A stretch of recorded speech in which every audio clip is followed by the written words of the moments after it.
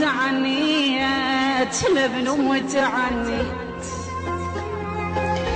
يلج يمه ويقل لي مرتي موش بالبيت لا يا جرح يا اللي جاب تموي في يمه شو اسوي حبيبه يا يمه الله ابويا شو اسوي انا جايه لبيتك شو اسوي ايه ابويا شفت حزين وطار عقلي الله ابويا ظلي ما حد ندهلي وقال ظلي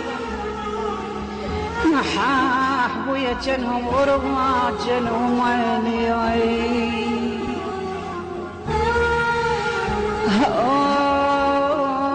في متابعتكم على ريحتهم متابعتكم ولك جن غريبة ما نختكم